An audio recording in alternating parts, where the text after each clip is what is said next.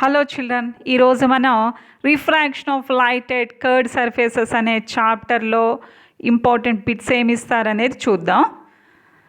ఇందులో మనకి మెయిన్గా తెలుసుకోవాల్సిన sub topics types of lenses, terminology used in the case of lenses, behaviour of certain rays when they are incident on a lens and the ray diagrams. ఇప్పుడు types of లెన్సెస్కి వచ్చేసరికి ఒక lens ఇచ్చి దాని పేరు అనేది రాయమని మనల్ని అడగచ్చు. ఇది తెలుసుకోవడానికి ముందుగా మీరు ఈ టైప్ ఆఫ్ సర్ఫేస్ మీద లైట్ రే పడుతూ ఉంటే దట్ ఈజ్ కాల్డ్, ఈ టైప్ ఆఫ్ సర్ఫేస్ని, ఈ బల్జ్గా ఇలా ఉంది కదా ఉబ్బెత్తుగా, దానిని మనం కాన్వెక్స్ అంటాం. అలాగే ఒకవేళ సర్ఫేస్ దీని మీద మనకు లైట్ రే పడుతోంది అనుకోమ్మా, అంటే మనం ఇలా లోపలికి ఉంటే సర్ఫేసు, ఈ సర్ఫేస్ని మనం కాంకేవ్ అని చెప్తాం, గుర్తుపెట్టుకోండి. This is convex and this is concave, అంటే ఇది లోపలికి, ఇదేమో ఉబ్బెత్తుగా ఉన్నట్టు ఉంటుంది. This is convex and this is concave. Okay, ఇప్పుడు మనం ట్రై చేద్దాము పేర్లు రాయడానికి. Here this is the convex and convex by convex, concave, concave by concave, plano convex lens, plano concave lens, concave convex, concavo convex lens. అలాగే మనం convex లెన్స్ని ఇలా కూడా represent చేస్తారు, అలాగే కాంకేవ్ లెన్స్ని ఇలా కూడా రిప్రజెంట్ చేస్తారు మనకి. నెక్స్ట్ మనం terminology used in the case of lenses కనుక చూసినట్లయితే pole, centre of curvature, radius of curvature, focal point, focal length and the principal axis అనే వర్డ్స్ మనం చూస్తూ ఉంటాం. ఈ చాప్టర్ అంతా కూడా మనం థిన్ లెన్సెస్ని మనం డీల్ చేస్తూ ఉంటాం. పోల్ అంటే ఏమిటో చూద్దాం మనం ఇప్పుడు ఈ థిన్ లెన్స్ కనుక తీసుకున్నట్లయితే ఈ మిడ్ పాయింట్ని మనం పోల్ అంటాం. కాబట్టి the mid point of the thin lens is called the optic centre of the lens. Centre of curvature చూసినట్లయితే సపోజు ఈ లెన్స్ యొక్క ఈ కర్వ్డ్ సర్ఫేసు, ఈ స్పియర్ యొక్క పార్ట్ అనుకోండి, ఆ స్పియర్ యొక్క సెంటర్నే దీని యొక్క సెంటర్ ఆఫ్ కర్వేచర్ అంటాం. అంటే సపోజు మనం ఇలా కనుక ఫీల్ అయినట్లయితే ఈ స్పియర్ యొక్క పార్ట్ కనుక ఈ లెన్స్ కనుక అయితే దాని యొక్క సెంటర్నే మనం ఈ కర్వ్డ్ సర్ఫేస్ యొక్క సెంటర్ ఆఫ్ కర్వేచర్ అంటాం. అందుకే మనకి లెన్సెస్కి రెండు C1, C2, రెండు centre of curvature F1, F2, రెండు ఫోకల్ పాయింట్స్ కూడా ఉండడానికి కారణం కూడా అదే మనకి. The centre of the spear which contains the part of the curved surface is called the centre of curvature. ఈ సెంటర్ ఆఫ్ కర్వేచర్కి పోల్కి మధ్య ఉన్న డిస్టెన్స్నే మనం రేడియస్ ఆఫ్ కర్వేచర్ అంటాం. What is radius of curvature అంటే the distance between the pole and the center of curvature is called the radius of curvature. అలాగే మరి principal axis అంటే ఏంటి? The line joining between pole and, ఇది centre of curvature, ఇది pole కనుక అయినట్లయితే the line joining the centre of curvature and the pole of a lens is called the principal axis. అలాగే focal point కనుక చూసినట్లయితే the rays which are passing parallel to principal axis, they are meeting at a point. If you see they are meeting at a point, that point is called the focal point or focus. The distance between the pole and focus is called the focal length. Alage they will ask the relation between the radius of curvature and the focal length, that is R is equal to 2F. This is the very important relation you have to remember. Next, you can recall pole, center of curvature, radius of curvature, focal point, focal length, R is equal to 2F and principal axis. Okay? తర్వాత ఒక 3 కేసెస్లో light ray అనేది అన్డీవియేటెడ్గా ఉంటుంది. ఆ 3 cases మనకి బిట్స్లో ఎక్కువగా important అడుగుతారు. The light ray passing through pole is undeviated. The light ray passing through the principal axis is undeviated. The light ray passing through the center of curvature is undeviated. These 3 cases you have to remember. They will ask you in the bits. Okay. Next మనకి రే diagrams గీయడానికి ఒక 3 race అనేవి మనం గుర్తుపెట్టుకోవాల్సిన అవసరం ఉంది. The ray which is parallel to principal axis will refract and it will pass through focus. And again, when the light ray is passing through focus after refraction, it will pass parallel to principal axis. And the light ray which is passing through pole is undeviated.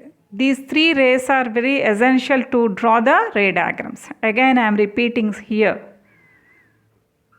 Parallel to principal axis and it is passing through pole. Passing through pole, undeviated. Passing through focus, parallel to principal axis. These 2 cases are very important. Already we discussed. మనం ఇక్కడ చూసినట్లయితే మనం ఏమేమి మనకి rules అనేది అడుగుతారు మనకి. అంటే ఏదైనా సరే రే డయాగ్రామ్స్ గీయడం అనేది చాలా తేలిక. ఆబ్జెక్ట్ యొక్క టిప్ దగ్గర నుంచి ప్యారలల్ టు ప్రిన్సిపల్ యాక్సిస్ ఫోకస్లోంచి వెళ్తుంది. అలాగే త్రూ పోల్ అన్డీవియేటెడ్ ఈ 2 రేసు గీసినట్లయితే ఆ మీటింగ్ పాయింట్ దగ్గర మనకి ఆ ప్రిన్సిపల్ యాక్సిస్కి మనం పర్పెండిక్యులర్గా గీసుకుంటే మనకి ఇమేజ్ అనేది ఫామ్ అవుతుంది. మళ్ళీ మీరు రే డయాగ్రామ్స్ గీసేటప్పుడు ఒక చిన్నది మీరు జాగ్రత్తగా తీసుకున్నట్లయితే కరెక్ట్గా రే డయాగ్రామ్స్ అనేవి వస్తాయి.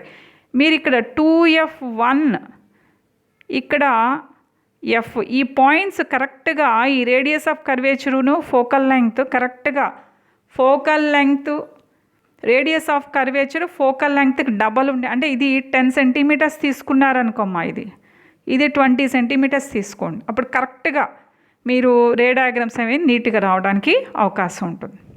ఓకే, ఇప్పుడు అన్ని రే డయాగ్రామ్స్ చూపించాను చూడండి. Object is kept between F and C. ఎఫ్కి ఎఫ్సి అని అనొచ్చు, లేదా 2F అని కూడా అనొచ్చు. ఎఫ్కి సికి మధ్యలో ఆబ్జెక్ట్ పెట్టినప్పుడు ఇది కేసు చూడండి. మనం చూసినట్లయితే ఎఫ్కి సికి మధ్యలో పెట్టినప్పుడు ఇదిగో ఆబ్జెక్ట్ ఎఫ్కి సికి మధ్యలో పెట్టారు. Real magnified enlarged image. అలాగే బియాండ్ సి ఆబ్జెక్ట్ని పెట్టారు. బియాండ్ సి ఆబ్జెక్ట్ని పెట్టారు. అప్పుడు ఇమేజ్ మనకి బిట్వీన్ ఎఫ్ అండ్ సి, అంటే ఇక్కడ మనకి ఎగ్జామ్లో అడిగేటప్పుడు బియాండ్ 2F2 పెట్టాము. అప్పుడు F1కి C1కి మధ్యలో ఫామ్ అవుతుంది. Diminished image real image form అవుతుంది అని అడుగుతారు. అలాగే సి దగ్గర పెట్టినప్పుడు అలాగే 2F2 అని కూడా అనొచ్చు. అలాగే 2F1 దగ్గర అంటే మళ్ళీ సి దగ్గరే ఫామ్ అవుతుంది. సేమ్ సైజు, అంటే సేమ్ సైజ్ ఇమేజ్ ఫామ్ అవ్వాలంటే ఆబ్జెక్ట్ని ఎక్కడ పెట్టాలి? C2 దగ్గర పెట్టాలి, లేదా 2F2 దగ్గర పెట్టాలి. అలాగే ఇక్కడ ఇంకో క్వశ్చన్ కూడా అడగచ్చు.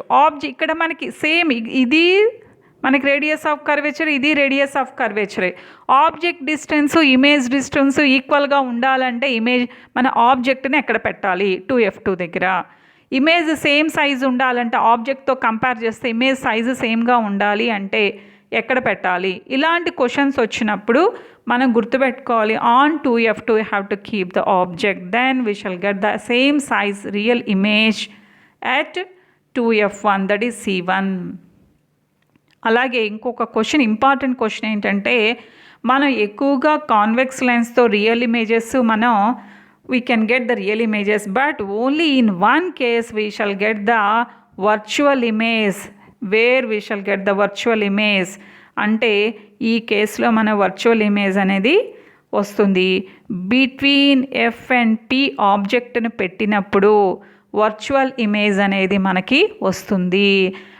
మనకి ఇక్కడ వర్చువల్ ఇమేజ్ చూడండి, erect virtual and magnified image, enlarged image we shall get. ఇదే క్వశ్చన్ ఎలా మార్చి అడుగుతారంటే, మనం అన్ని కేసెస్లో కూడా కాన్వెక్స్ లెన్స్ని ఉపయోగించి మనం రియల్ ఇమేజెస్ని పొందగలమా? No, we can't get. Only in the case of when the object is kept at F&P, we can't get the real image. మనం ప్రతిసారి కూడా కాన్వెక్స్ లెన్స్ని ఉపయోగించి మనం పొందిన ఇమేజ్ని స్క్రీన్ మీద పట్టగలమా అంటే స్క్రీన్ మీద వీ కెన్ క్యాప్చర్ అంటే that is a real image. కాబట్టి ప్రతిసారి క్యాప్చర్ చేయలేము. క్యాప్చర్ చేయలేని కేసు ఏంటి? Virtual image. అది ఎప్పుడు F&Pకి మధ్యలో మనకి F2P అని కూడా అడుగుతారు అని మనకి అడగడానికి అవకాశం ఉంది. F2కి Pకి మధ్యలో పెట్టినప్పుడు మనకి వర్చువల్ ఇమేజ్ వస్తుంది కాబట్టి వీ కాంట్ క్యాప్చర్. అలాగే ఇక్కడ ఈ కేసు చూసినట్లయితే F2 దగ్గర ఆబ్జెక్ట్ని పెట్టినప్పుడు ఇమేజ్ అనేది ఇన్ఫైనట్ డిస్టెన్స్ దగ్గర ఉంటుంది. మనకి పాయింట్ ఇమేజ్ ఫామ్ అవుతుంది. ఇన్ఫైనట్ డిస్టెన్స్ దగ్గర అంటే ఇమేజ్ డిస్టెన్స్ ఇన్ఫైనట్ అవ్వాలంటే ఆబ్జెక్ట్ని ఎక్కడ పెట్టాలి అంటే ఫోకల్ లెంగ్త్ అంటే ఫోకస్ దగ్గర పెట్టాలి. అంటే ఒక్కోసారి ఆబ్జెక్ట్ డిస్టెన్స్ ఫోకల్ లెంగ్త్కి ఈక్వల్ అయితే ఇమేజ్ డిస్టెన్స్ ఎంత అవుతుంది? Infinite distance. అలా అడుగుతారు. ఒకవేళ ఒక్కొక్కసారి ఏం అడుగుతారంటే ఇమేజ్ డిస్టెన్స్ ఫోకల్ లెంగ్త్కి ఈక్వల్ అవ్వాలి అంటే ఫోకస్ మీద ఇమేజ్ ఫామ్ అవ్వాలి. ఇమేజ్ డిస్టెన్స్ ఫోకల్ లెంగ్త్కి ఈక్వల్ అవ్వాలంటే ఆబ్జెక్ట్ ఎక్కడ ఉండాలి? ఇన్ఫైనట్ డిస్టెన్స్లో ఉండాలి. ఈ విధంగా మన రకరకాలుగా మార్చి క్వశ్చన్స్ అనేవి అడుగుతారు. ఎప్పుడు కూడా virtual enlarged images through convex lens, ఎప్పుడు వర్చువల్ అండ్ డిమినిష్డ్ ఇమేజెస్ మాత్రమే ఏర్పడేవి కాంకేవ్ లెన్స్. ఆ విషయాన్ని గుర్తుపెట్టుకోండి. అందుకే కాన్వెక్స్ లెన్స్ని మనం కన్వర్జింగ్ లెన్స్ అంటాం, కాంకేవ్ లెన్స్ని డైవర్జింగ్ లెన్స్ అంటాం. అందుకే నేను మీకు ఒక్కోసారి ఎగ్జామ్లో ఏమిస్తారంటే పొజిషన్ ఆఫ్ ద ఆబ్జెక్ట్ ఇచ్చి position of the image, nature of the image రాయమనొచ్చు. నేచర్ ఆఫ్ ద ఇమేజ్ ఇచ్చి position of the object, position of the image కూడా రాయమని అడగచ్చు. కాబట్టి రియల్ ఇన్వర్టెడ్ ఇమేజ్ ఫామ్ అవ్వాలంటే మనకి అండ్ డిమినిష్డ్ ఇమేజ్ ఫామ్ అవ్వాలంటే where we have to keep the object beyond C. And magnified real inverted image కావాలి అంటే where we have to keep the object between F and C. If I want to get the same size of the image, where I have to keep the object on C. Like that they will ask you some questions అన్నమాట. అలాగే ఇక్కడ మీరు ఒక చిన్న విషయం గుర్తుపెట్టుకోవాలి. ఒక లెన్స్ను తీసుకొని ఈ విధంగా కట్ చేస్తే అప్పుడు మనకి 2 పీసెస్ అవుతాయి కదా. ఒక్కొక్క ఆ పీస్కి యొక్క ఫోకల్ లెంగ్త్ 2F అవుతుంది. కానీ ఇలా కట్ చేస్తే మాత్రం ఫోకల్ లెంగ్త్ చేంజ్ అవ్వదు. The focal length of each piece is F only. అలాగే ఒక్కొక్కసారి మనల్ని కొన్ని క్వశ్చన్స్ అడుగుతారు.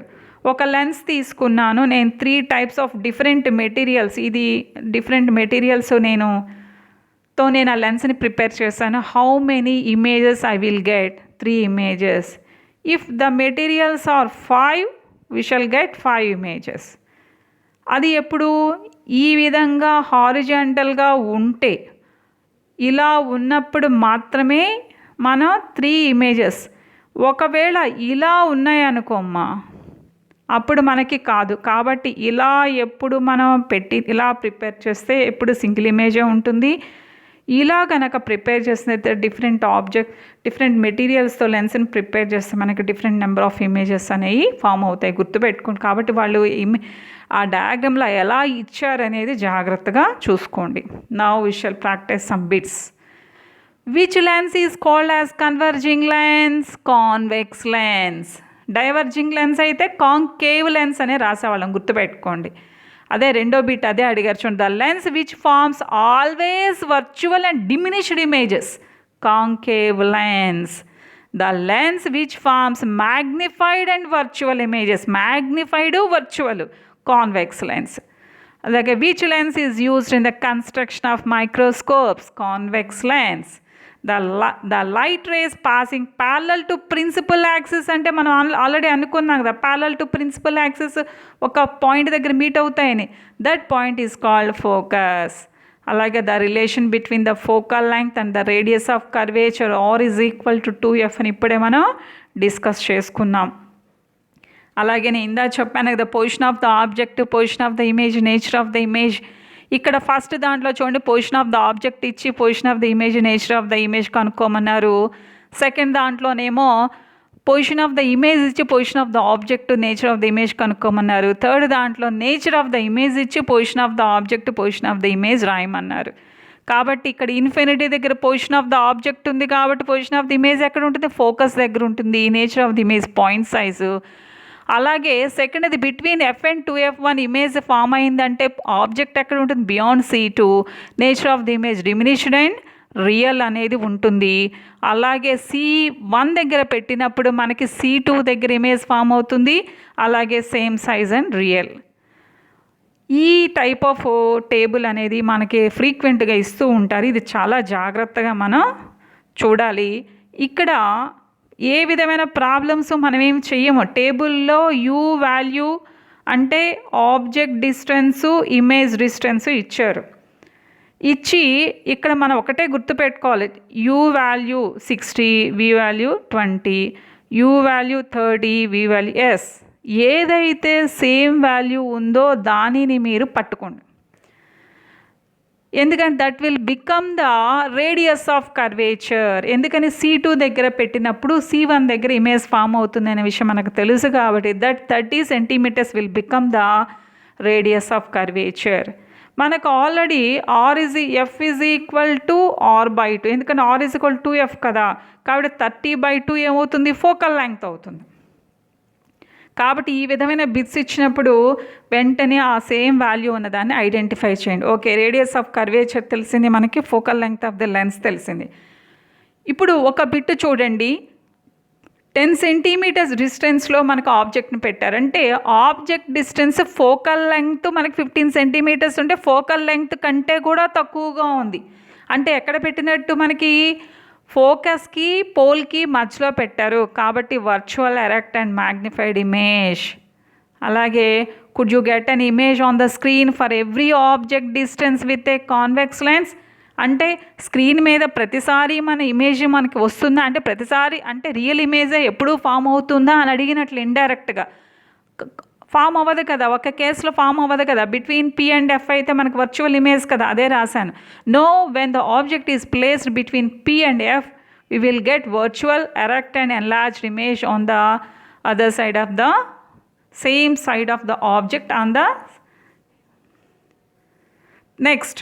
మనకి the information given from the above figure answer the following questions అనేవి మనకి ఇస్తూ ఉంటారు. అంటే ఇక్కడ చూడండి, ఈసారి డయాగ్రామ్ ఇచ్చి మనకి what is the nature of the image and what is the lens shown in the figure అని అడిగారు. అంటే ఇక్కడ మనకి Fకి Pకి మధ్యలో ఆబ్జెక్ట్ని పెట్టారు కాబట్టి మనకి ఆల్రెడీ డిస్కస్ చేసుకున్నాం virtual erect and enlarged image అని.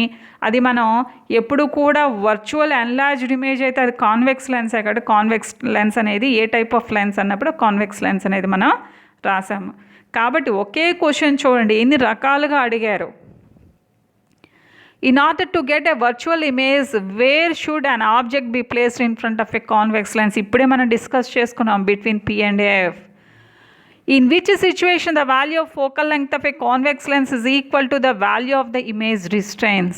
జాగ్రత్త చూడండి, ఇక్కడ వాల్యూ ఫోకల్ లెంగ్త్ దేనికి ఈక్వల్ అవ్వాలంటే ఇమేజ్ డిస్టెన్స్కి ఈక్వల్ అవ్వాలి.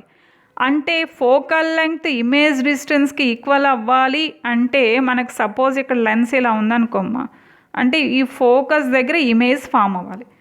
ఎప్పుడు ఫోకస్ దగ్గర ఇమేజ్ ఫామ్ అవుతుంది, ఆబ్జెక్ట్ ఇన్ఫైనట్ డిస్టెన్స్ ఉంటే అవి మనకి ఫోకస్ దగ్గర మనకి కన్వర్జ్ అయ్యి మనకి ఇమేజ్ అనేది ఫామ్ అవుతుంది. కాబట్టి ఆబ్జెక్ట్ ఎక్కడ ఉంటుంది, మనకి infinite distance.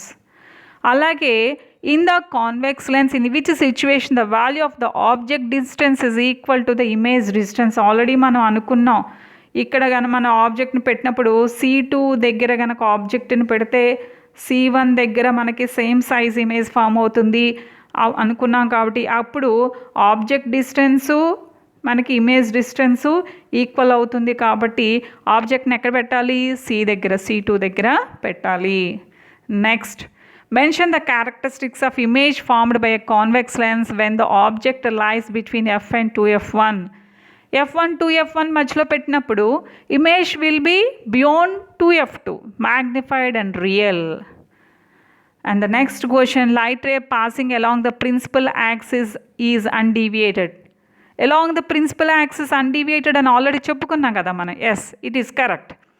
The light ray passing through the focus is undeviated. తప్పు కదా, ఫోకస్ నుంచి వెళ్ళేది ఏమవుతుంది మనకి ప్యారలల్ టు ప్రిన్సిపల్ యాక్సిస్ అనేది వెళ్తుంది. కాబట్టి P is correct and Q is incorrect. And the next one, a convex lens is made up of 3 different materials as shown in the figure. How many images does it forms? ఇక్కడ చూడండి 3 కాబట్టి మనం already అనుకున్నాం మనం ఇలా హారిజాంటల్గా ఉంటాయి అని చెప్పుకున్నాం కాబట్టి 3 images. A man wants to get a picture of zebra. He photographed a white donkey after fitting a glass with black stripes on the lens of his camera. What photo will he get? ఒక కెమెరాతో ఒక white డాంకీని తీస్తున్నారంట. మరి ఏ picture తీస్తే జీబ్రాని తీస్తే zebra అలాగే ఉంటుంది, donkey తీసుకుంటే donkey అతను ఇప్పుడు డాంకీని తీస్తున్నాడు కాబట్టి జీబ్రా లాగా తీయాలనుకున్నాడు. అందుకని ఏం చేశాడు, ఆ లెన్స్కి కొన్ని బ్లాక్ స్ట్రైప్స్ అనేవి మనకి అంటించాడు అనమాట. అంటించేసరికి ఏమవుతుంది, మనకి డాంకీయే వస్తుంది అంతేగాని చారలు ఉన్నాయి కదా అని జీబ్రా లాగా కనిపించదు.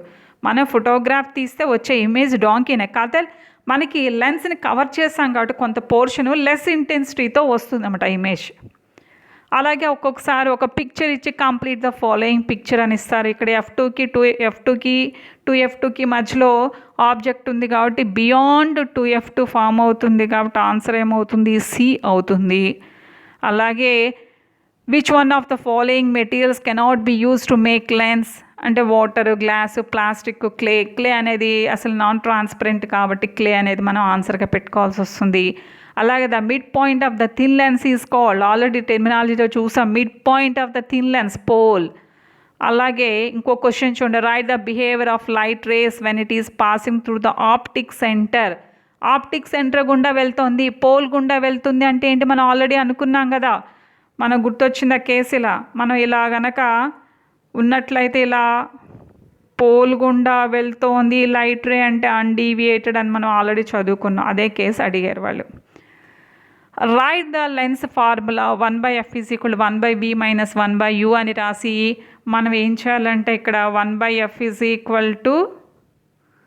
1/v - 1/u అని మనం రాసి what is f focal length, v is the image distance, u is the object distance అని రాయాలి. అలాగే which type of the lens it is, plano convex lens, ఈ విధంగా మీరు ఆన్సర్ చేయాలి. మ్యాచ్ ద ఫాలోయింగ్ అని చెప్పి ఇటువైపేమో ఆబ్జెక్ట్ డిస్టెన్స్లో అటువైపేమో మనకి ఇమేజ్ డిస్టెన్స్లో ఇవ్వటం జరిగింది. చూడండి first one object is beyond C2. Beyond C2 అంటే ఎక్కడ ఫామ్ అవుతుంది, object is formed between F1 and C1 కాబట్టి ఫస్ట్ దానికి answer B. Object is at C2 అంటే C2 దగ్గర అంటే C1 దగ్గరే కదా ఫామ్ అయ్యేది ఇమేజ్ కాబట్టి F, image is formed at C1 F. Object is between C2 and F2 ఉంది కాబట్టి object image is formed beyond C1 కాబట్టి A answer. Object is at F2 అంటే ఇన్ఫినిటీ కదా, ఇన్ఫినిటీ అనేది image is formed at infinity, C answer. Object is between F2 and P, ఈ case మనం already అనుకున్నాం, చాలా important case, virtual image form అవుతుంది అని చెప్పి మనం అనుకున్నాం. వర్చువల్ ఎరెక్ట్ ఎన్లార్జ్డ్ ఇమేజ్ అనేది ఫామ్ అవుతుంది, ఈ ఆన్సర్ కాబట్టి BFACE ఆన్సర్గా పెట్టడం జరిగింది. ఇక నెక్స్ట్కి వచ్చినట్లయితే the plane perpendicular to the principal axis, perpendicular to the principal axis is called, మనకి ఫోకస్ దగ్గర ప్రిన్సిపల్ యాక్సిస్కి పర్పెండిక్యులర్గా ఉన్న ప్లేన్ని ఏమంటారు, focal plane. Every lens has dash focal points. ఎన్ని ఫోకల్ పాయింట్స్, F1 F2 అని మనం ఆల్రెడీ డయాగ్రామ్స్లో కూడా చూపిస్తున్నాం కదా, 2 ఉంటాయి. మరి మనం నేర్చుకున్న విషయాన్ని అన్నిటినీ కూడా మీరు టెస్ట్ రాసి ఎంతవరకు మీరు ఆన్సర్ చేయగలుగుతున్నారు, ఎగ్జామినేషన్ ప్యాటర్న్లో మీకు ఒక 10 బిట్స్ ఇవ్వడం జరిగింది కాబట్టి లింక్ ఉపయోగించి మీరు రాసి ఎన్ని మార్క్స్ వచ్చాయో చక్కగా డిస్క్రిప్షన్లో పోస్ట్ చేయండి అమ్మా. Wish you all the best. Thank you.